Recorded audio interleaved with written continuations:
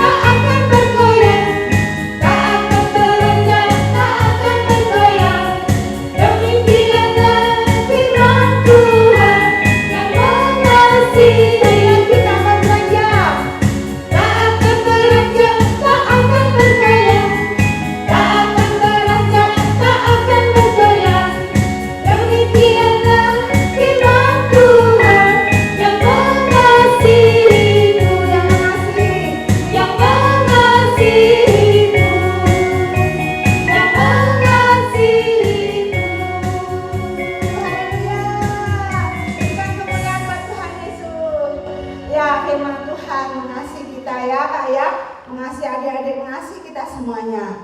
Nah, walaupun kita di sini ya Kak, adik-adik di rumah, tapi Tuhan ada loh ya beserta dengan kita ya. Tuhan Yesus tuh Tuhan yang apa dari kakak-kakak besar. Dia mengasihi, bahkan dia itu bersuka kalau anak-anaknya bersuka seperti kita hari ini ya Kak ya. Iya. Nah, kakak-kakak masih semangat ya? Semangat. Ya, kita mau pujikan Tuhan Yesus di tengah kita. Dia besar, dia luar biasa. Ya, semuanya bergoyang buat Tuhan.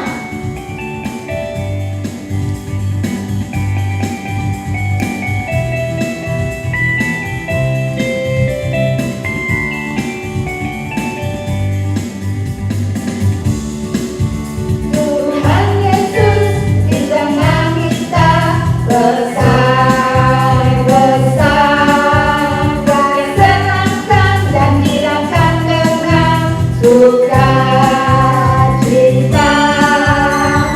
Dia mengasihi dan bersuka karena kita. Tuhan Yesus di tengah kita besar, besar,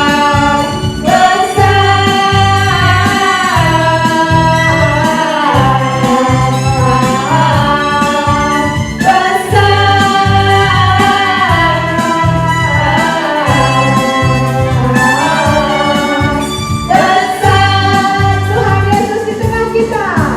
Tuhan Yesus di tengah kita besar, besar, bersenangkan dan dirakan dengan sukacita. Dia mengasihi dan bersuka karena kita. Tuhan Yesus di tengah kita besar, besar,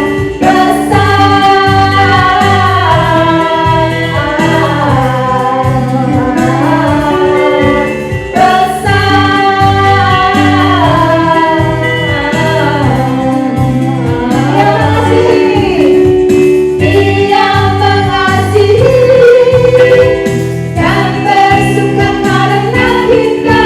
Tuhan Yesus di tengah kita besar, besar,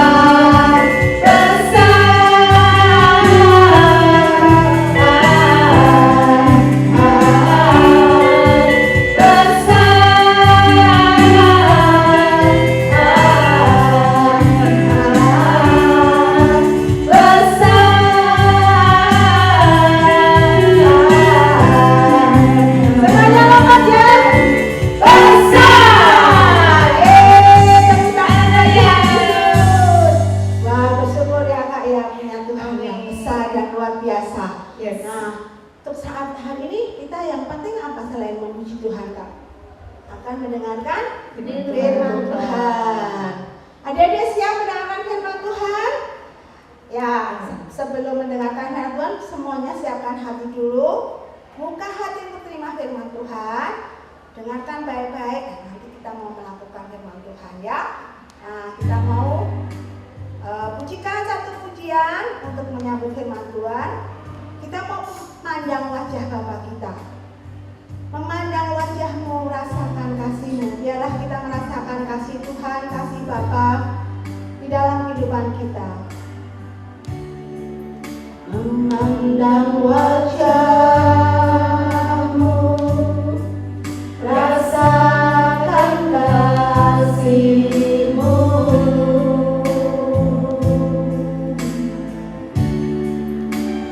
Bila denganmu dan saat di dalam hidupku. Memandang wajah-Mu, memandang wajah-Mu, rasakan kasih-Mu.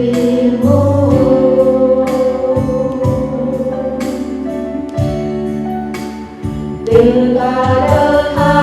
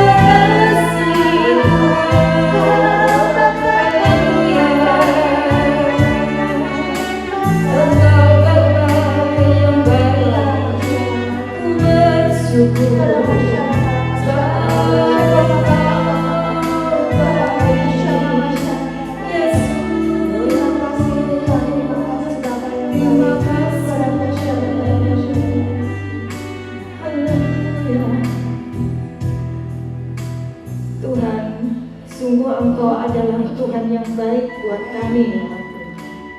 Kami anak-anak Tuhan, anak-anak sakit yang mau menurut akan firman-Mu. Tuhan, jamah kami untuk tetap menjaga hati kami supaya tetap baik di hadapan Tuhan. Karena kami memiliki Tuhan yang luar biasa baiknya. Jaga hati kami ya Tuhan, supaya hati kami tetap baik di hadapan-Mu. Ini kami Bapa, kami akan mendengarkan firman Tuhan. Tuhan berbicara melalui firman Tuhan kepada kami, kepada anak-anak sakit, kepada kakak-kakak pembina. Biar firman Tuhan itu bertumbuh di dalam hidup kami, sehingga kami juga memiliki hati yang baik seperti Tuhan Yesus. Jaga hati kami untuk tidak iri hati, untuk tidak sombong, untuk tidak terlibat dalam dosa. Tapi kami ada di dalam kebenaran Tuhan, yaitu firman Tuhan akan tetap tinggal di dalam hati kami. Terima kasih Tuhan Yesus. Kami siap mendengarkan firman Tuhan. Di dalam nama Yesus kami berdoa. Haleluya. Amin. Saatnya mendengarkan firman Tuhan. Shalom adik-adik. Mana suaranya? Shalom. Gimana kabarnya adik-adik? Semuanya tetap sehat kan? Ya, itu yang kakak selalu doain ya untuk adik-adik semuanya. Kita tetap sehat dalam perlindungan Tuhan. Nah, adik-adik sudah siap belum dengerin firman Tuhan ini? Ya, sip ya. Kalau gitu, yuk kita dengarkan firman Tuhan dengan baik. Adik-adik duduk dengan baik, duduk dengan tenang, jangan lari-lari sana sini ya. Oke, supaya kita bisa mengerti firman Tuhan dan kita bisa melakukannya. Oke? Ya. Nah, kali ini kakak mau membagikan firman Tuhan tentang iri hati. Wah, apa tuh ya iri hati? Adik-adik, mungkin adik-adik pernah dengar cerita, pasti pernah dengar ya ceritanya tentang Kain dan siapa adiknya? Habil. Iya. Nah, Kain dan Habil ini anaknya siapa? Betul, anaknya Adam dan Hawa. Ya, waktu itu Kain itu adalah seorang, Kain itu kakaknya ya. Kain adalah seorang petani. Kalau Habil adalah apa? Yang tahu? Ada yang tahu? Iya. Habil adalah seorang gembala domba. Nah, ini pekerjaannya ini. Nah, suatu kali mereka mempersembahkan korban kepada Tuhan. Korban si Kain mempersembahkan apa? Mempersembahkan hasil panennya. Nah, kalau petani kan biasanya mempersembahkan gandum atau buah-buahan ya, atau sayur-sayuran pokoknya yang bagus gitulah ya, udah dipilih, dipersembahkan kepada Tuhan, dibakar gitu. Nah, sedangkan Habil karena dia penggembala domba, jadi dia mempersembahkan kambing dombanya. Diambil dari anak sulung dombanya. Nah, apa yang terjadi adik-adik? Dua-duanya mempersembahkan korban. Ternyata yang persembahannya Habil diterima, lalu persembahannya Kain tidak diterima oleh Tuhan. Kenapa ya? Wah, itu sebenarnya bukan karena Kain tidak mempersembahkan yang terbaik, tetapi di situ sebenarnya Tuhan itu menginginkan satu korban, namanya juga korban persembahan. Kalau korban persembahan itu berarti ada darah yang tertumpah. Nah, kalau domba itu kan ketika disembelih kan pasti ada darahnya. Lalu ada ketika dibakar itu pasti ada lemak-lemaknya. Nah, lemak-lemaknya itu naik ke hadapan Tuhan dan itu berkenan di hadapan Tuhan karena itu Tuhan yang Tuhan mau. Ya, ada darah yang tertumpah dan ada bau-bauan yang harum di hadapan Tuhan. Sedangkan kalau Kain mempersembahkannya dia sudah yang terbaik, tetapi bukan korban bakaran. Jadi baunya tidak harum di hadapan Tuhan, jadi kurang berkenan di hadapan Tuhan. Nah, makanya persembahan Habil diterima, persembahannya Kain tidak diterima. Nah, karena itu si Kain marah. Kok bisa? Punya adikku kenapa diterima, punyaku enggak? Padahal aku juga sudah mempersembahkan yang terbaik. Nah, marah dia. Panas hatinya kalau kata firman Tuhan ya. Nanti adik-adik bisa baca dalam Kejadian 4 ayat 1-16 kalau nggak salah. Ya itu adik-adik bisa baca ceritanya di sana ya nanti ya. Nah, ketika dia marah, sebenarnya firman Tuhan sudah bilang, Kain, kalau kamu geram hatimu, marah, hati-hati, dosa sudah mengintaimu. Tuhan sudah bilang gitu. Tapi Kainnya tetap kesel. Nah, marah geram itu menimbulkan satu iri hati. Nah, adik-adik, pengertiannya iri hati apa? Ada yang tahu nggak? Kalau secara dari kamus KBBI ya, Kamus Bahasa Indonesia, nih kakak udah catat. Iri hati adalah merasa kurang senang ketika melihat kelebihan atau kesuksesan orang lain, atau suatu kebencian karena tidak memiliki apa yang dimiliki orang lain. Nah, jadi misalnya nih kita lihat nih, ada temen yang punya tas bagus gitu ya. Dia memang orang kaya, jadi sepatunya bagus, lalu tasnya bagus, keren-keren gitu. Setiap bulan mungkin ganti ya. Wah. Lalu kalau misalnya kita lihat, wih, tasnya kok bagus banget ya, sepatunya kok bagus banget ya.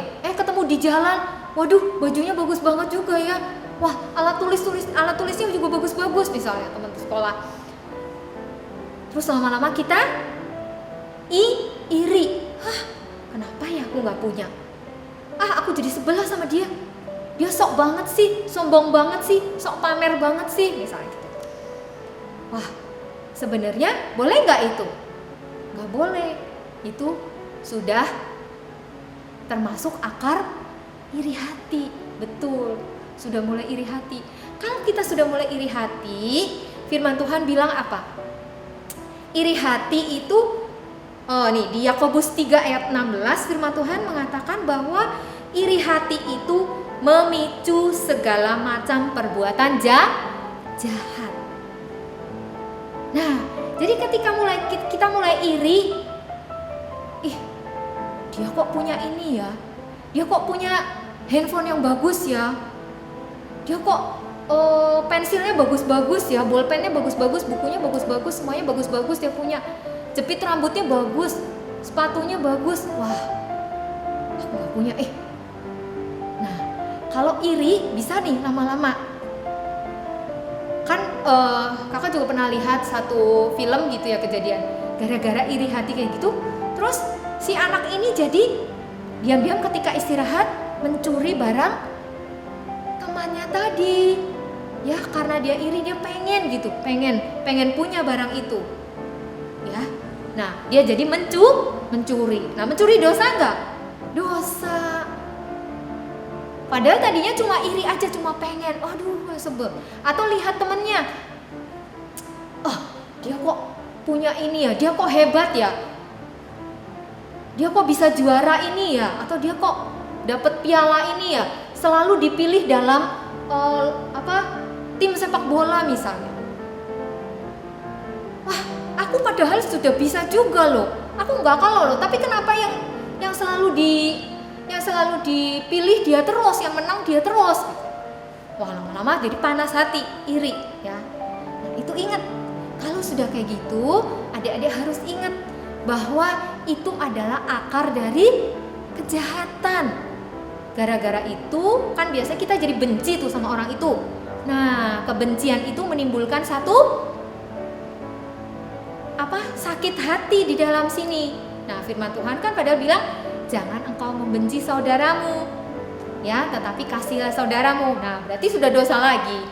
Wah, berarti gitu ya adik-adik ya, tidak boleh. Nah, akhirnya apa yang dilakukan Kain? Iya, dia saking geramnya, saking marahnya, jadi benci sama adiknya. Gara-gara iri itu jadi benci sama adiknya. Iri hati itu menimbulkan satu kebencian yang besar. Nah, terus dia panggil adiknya, lalu pura-pura diajakin ke hutan, terus dibunuh. Wah, ngeri kan ya adik-adik? Akibat dari iri hati yang menimbulkan satu kebencian sampai dia membunuh adiknya sendiri. Wah, ngeri sekali kan? Nah, adik-adik, makanya jangan seperti itu, ya. Dan akibatnya apa? Ketika Tuhan tanya sama Kain, "Kain, di mana adikmu?" "Ah, nggak tahu Tuhan. Emangnya aku penjaga adikmu?" Wah. Lalu Tuhan bilang, "Darah adikmu itu loh.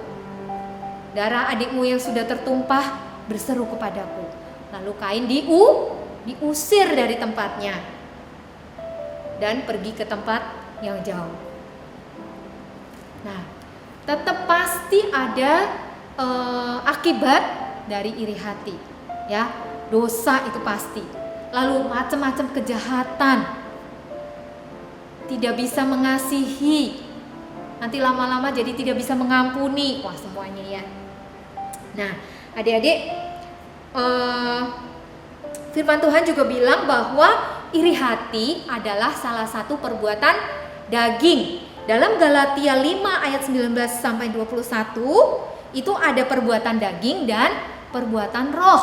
Perbuatan daging itu apa aja? Macam-macam ya. Ada kemarahan, percabulan, iri hati salah satunya. Nah, ini iri hati nih, masuk dalam perbuatan daging. Perbuatan yang tidak berkenan kepada Tuhan, perbuatan yang mengakibatkan dosa, itu perbuatan daging. Tapi sebaliknya, kita harus melakukan satu perbuatan roh atau hidup oleh roh. Ya, hidup oleh roh itu apa? Salah satunya kebalikannya dari iri hati, yaitu apa? Bisa mengucap syukur. Betul ya. Siapa yang di sini seringnya menggerutu, nggak bisa bersyukur? Ayo, misalnya, adiknya atau kakaknya dibeliin buku untuk sekolah. Nah, ketika kitanya nggak dibeliin, terus kitanya, Mahi, kok pilih kasih? Masa kakak dibeliin atau adik dibeliin, aku enggak? Jangan selalu seperti itu ya. Mungkin kadang-kadang waktu itu kakaknya sangat perlu, kitanya belum perlu, ya. Jadi kita nggak boleh selalu iri hati, nggak boleh selalu menggerutu, mengeluh. Nah, kita harus belajar bersyukur dengan apa yang ada. Bersyukur kita masih punya sepatu, bersyukur kita masih punya bolpen yang bagus, ya. Walaupun nggak sebagus teman-teman misalnya, tapi kita masih punya nih walaupun satu bolpen yang kita sayang atau buku yang kita sayang, atau bersyukur kita masih punya handphone walaupun bukan merek Samsung atau bukan merek Apple ya. Nah, tapi kita yang penting masih bisa untuk dipakai sekolah, dipakai untuk main, sudah cukup. Kita harus belajar bersyukur. Nah, bersyukur juga salah satu buah roh, yaitu berarti kita bisa mengendalikan diri. Ya, ingat ya, buah roh ya, kebalikannya perbuatan daging tadi ya. Nah, salah satunya adalah, yang terakhir adalah pengendalian diri. Pengendalian diri berarti itu tadi, tidak mudah cemburu, tidak mudah mengeluh, tidak mudah marah, ya, itu mengendalikan diri, ya. Jadi sabar, bisa mengucap syukur, ya kan? Nah, itu. Untuk itu kita perlu anugerah Tuhan, kita perlu Roh Kudus menjamah hati kita, memenuhi hati kita dan pikiran kita supaya kita bisa menerima keadaan yang ada, ya, bisa bersyukur, bisa bersukacita. Orang yang tidak bersyukur itu pasti susah untuk bersukacita. Misalnya, aku punyanya ini aja sih sepatunya, bolak-balik yang tak pakai ini lagi. Nah, jadi kan dia tidak bisa bersukacita. Nah, mana buah rohnya? Nggak ada, ya kan? Nah, tapi kalau kita bisa bersyukur, untunglah masih punya sepatu, walaupun ini terus, tapi aku bisa, kakinya nggak kepanasan, kakinya masih bisa jalan enak gitu. Ya, harus bisa bersyukur. Ya, oke adik-adik, mengerti ya? Ingat pokoknya jangan suka mengeluh, jangan suka iri hati. Itu akan menimbulkan satu perbuatan jahat. Perbuatan jahat pasti tidak berkenan kepada Tuhan, tidak menyenangkan Tuhan. Oke adik-adik? Ya. Terus ini juga kalau misalnya ya, kita selalu kesal kalau melihat si ini kok selalu jadi juara sih. Padahal aku juga sudah bekerja keras loh, aku sudah rajin belajar loh, tapi tetap aja kalah terus nilainya sama dia. Dia selalu dapat 100, aku dapat 95, 90. Lama-lama kesel sama dia. Jangan-jangan dia contek misalnya gitu. Wah, kita terus selalu berpikiran buruk. Nah, itu tidak baik. Kalau kita terus berpikiran negatif, berpikiran buruk, berarti bisikan iblis selalu ada. Nah, sedangkan Roh Tuhan bilang apa? Roh Kudus bilang apa? Kamu jangan menilai orang dengan yang kelihatan saja, ya. Kita harus bisa nggak gampang curiga gitu, nggak gampang cemburu, nggak gampang marah, ya. Jadi kita harus berpikir positif juga. Oke adik-adik? Ya, yuk kalau gitu kita mau baca ayat hafalannya kita di Yakobus 3 ayat 16. Yuk, yang bawa Alkitab silakan baca ya. Yuk kita baca sama-sama. Yakobus 3 ayat 16. Baca bersama ya.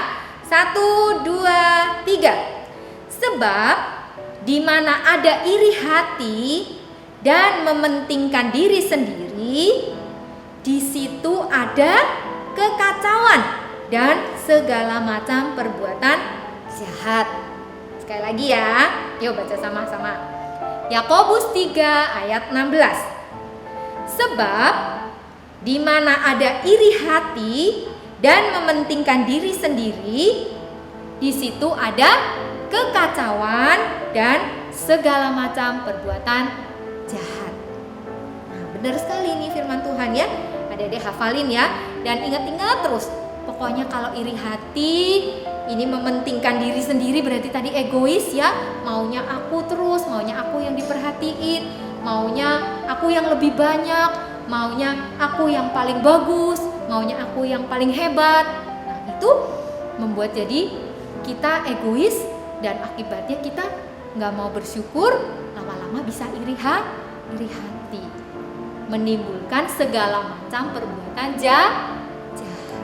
Hati-hati ya adik-adik. Oke ya, kali ini firman Tuhan kita belajar tentang mengendalikan diri. Kita harus bisa mengendalikan diri, tidak suka iri hati kepada orang lain ataupun kakak adik ya. Tapi kita harus belajar bersyukur ya. Oke adik-adik ya. Itu ya firman Tuhan hari ini. Mari kita berdoa. Tuhan Yesus, terima kasih untuk firman-Mu hari ini. Kami mengucap syukur kepadamu karena Engkau telah memberikan kami satu teladan yang baik untuk kami tidak iri hati, untuk kami bisa bersyukur, kami bisa mengendalikan diri kami, dan kami tidak mudah cemburu, tidak mudah marah. Dan biarlah Roh Kudus memenuhi hati kami, memenuhi pikiran kami, sehingga kami anak-anak-Mu bisa menyenangkan hati Tuhan, bisa mengeluarkan satu buah-buah roh, buah roh yang luar biasa yang seperti Tuhan mau dalam hidup kami. Dan kami akan menyenangkan hati Tuhan serta menyenangkan semua orang. Terima kasih Tuhan Yesus untuk firman hari ini. Kami berdoa biarlah seluruh adik-adik dan seluruh keluarga mereka semua selalu sehat. Kami mohon perlindungan kuasa darah-Mu melingkupi mereka, dijauhkan dari setiap yang jahat, dijauhkan dari setiap sakit penyakit, dan Tuhan memberikan sukacita, damai sejahtera, kekuatan dari surga memenuhi hidup adik-adik dan seluruh keluarga mereka. Terima kasih Tuhan Yesus, kami mengucap syukur kepadamu. Di dalam nama Tuhan Yesus kami sudah berdoa. Haleluya. Semua katakan amin. Ya. Sampai jumpa adik-adik. Sampai ketemu lagi minggu depan. Bye-bye. God bless you all.